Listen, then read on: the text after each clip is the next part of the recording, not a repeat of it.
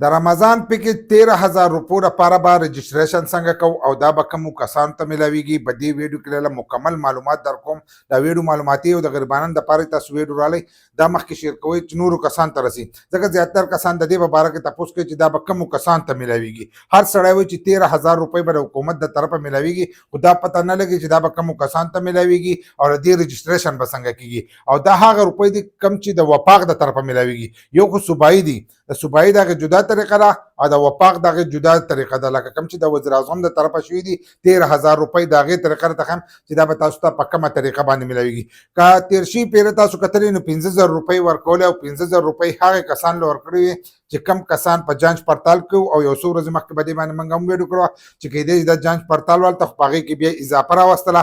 اول 50 لکه وي، اوس په هغې کې اضافه راوستې ده. 10,000 روپو ته دې وي چې موږ ورخېجو، نو اوس 13,000 روپۍ چې دي دا کړې. اوس چې کوم اعلان وشو نو د 13,000 روپو اعلان شوی دی، خو په کسانو کې ورسره هم اضافه راوستله چې هغې ور وخېجول 1 کروڑ 21 لاک کسانو ته چې دی دا یې ورخېجولي. د بېنظیرې روپۍ چې کومو کسانو ته میلاویږي هغه 1 کروڑ دی، او دا د 1 کروڑ نه هم سیوا دي. نو دا هر یو کس ته چې دی دا روپۍ میلاویدی شي، ځکه چې دا 1 کروڑ 21 لاک کسانو ته به دا روپۍ چې دی دا میلاویږي. لکه 13,000 روپۍ چې دي دا به تاسو ته میلاویږي. نو د دې د رجسټریشن کولو کومه طریقه ده؟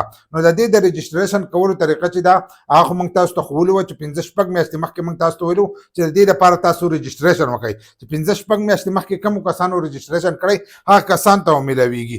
اوس که تاسو رجسټریشن کوئ نو تاسو ته په راتلونکي رمضان کې چې دی په هغې کې به تاسو ته میلاویږي، ځکه چې ستاسو ریکارډ چې دی دا د حکومت سره نه موجود. چې کله ستاسو ریکارډ د حکومت سره هلته کېږي نو هلو تاسو ته دا روپۍ چې دي دا میلاویږي. دا دغه شان نه میلاویږي چې ډایرکټ رالی او هر یو کس له چې دی دا روپۍ ورکوي، نو دا به ستاسو په نمبر باندې چې دی دا روپۍ به راځي. نو دا ریکارډ چې دی هغو د نادرانه رالي او د دغه نه یې رالي، د BISP کم دفتر چې دی د بېنظیرې کم دفتر چې دی د هغې نه دا ریکارډ رالي او د هغې نه چې دی دا روپۍ تاسو ته میلاویږي. دا به هغې کسانو ته میلاویږي چې کومو کسانو د سره د بېنظیرې روپۍ نه یې اخیستې او رجسټریشن یې کړی، لکه ریکارډ یې موجود دی. هغو ریکارډ موجود دی نو هغې کسانو ته به میلاویږي.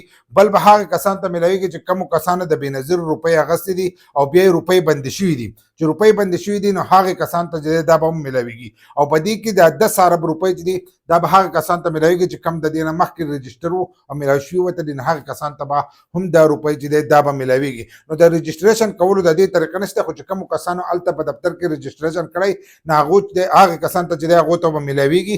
او باقي نورو کسانو ته چې دی دا نشي میلاویدلی چې ستاسو ریکارډ د حکومت سره نه موجود، نو تاسو ته دا روپۍ چې دی دا نشي میلاویدلی. نو کومو کسانو چې رجسټریشن نه کړی نو اوس تاسو له پکار دي چې تاسو رجسټریشن وکړئ چې په راتلونکي وخت کې تاسو ته هم څه نه څه امداد میلاو شي. که د بېنظیرې روپۍ نو تاسو ته به د بېنظیرې روپۍ میلاو شي، که د بېنظیرې نه نو دغه شانتې امداد چې کله د حکومت د طرفه راځي نو هغه هم په دغه ریکارډ باندې راځي، نو هغه هم تاسو ته میلاویدی شي.